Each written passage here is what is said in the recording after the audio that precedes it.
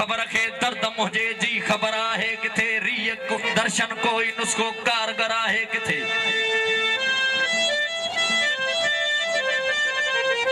रीय दर्शन कोई नुस्खो कारगर आहे किथे आशिकन के अस्पतालन में कयो दाखिल भली अस्पतालन में इलाज दिल मगर आहे किथे जो नजर सा धोए दिलियूं ताजगी बख्शे छड़े फैज बख्शी दड़ो हो अहले नजर आहे किथे थो अचे हर को अकेलो ऐं अकेलो थो वने जिंदगी आहे सफर पर हम सफर आहे किथे अज सहाफिन के चयो मदहोश खबरूं प्या लिखो पर कहानी ही असांजी मुख्तसर आहे किथे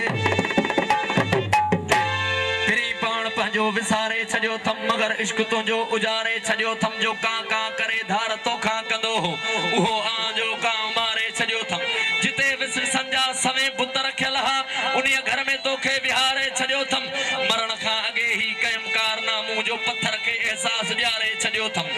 ॾिसो आऊं केॾो हाय मदोश तुंहिंजी सिट तां कुर्बान ॾिसो आऊं केॾो गुनहगार आहियां जो जहन्नम धिका ॾेई धिकारे छॾियो थम न हिकिड़ो न बाटे ए मदहोश दिल मां हज़ारे गमन खे हटाए छॾियो थम दिल जी दीवार में ॾार छो थो विझी यार सदमन जा अंबार छो थो विझी हो जो हो सो ॾिठम हाणे बि हर वरी आज़माइश में सरकार छो थो विझी जो हो सो ॾिठम हाणे बि हर वरी आज़माइश में सरकार छो थो विझी खुदा खे चए थो जेकॾहिं पाण खे थो सदाई करीम दोज़खुन में गुनहगार छो थो विझी मौत खां पोइ मदहोश जे लाश ते अॼु गुलनि जा इहे हार छो थो विझी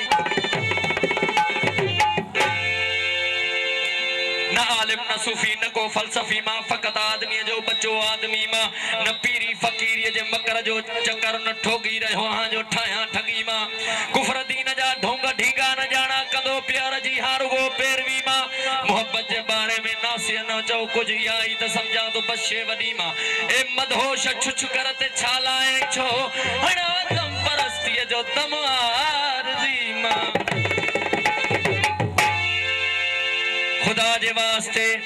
खुदा जे वास्ते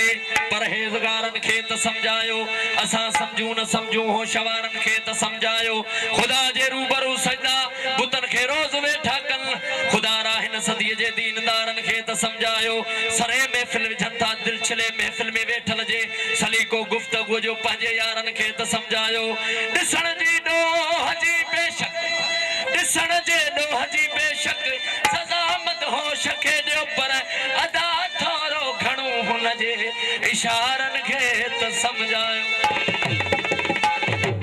अणजाण जी वाह ते थियण शाद न घुर्जे बेदाद ॾिए दाद उहो दाद न घुर्जे मदहोश क़दरदान जी गोॾी बि भली आहे नादान हथां जन्नते शदाद न घुर्जे ओ दोस्त कंहिं खां जुदा खुदा न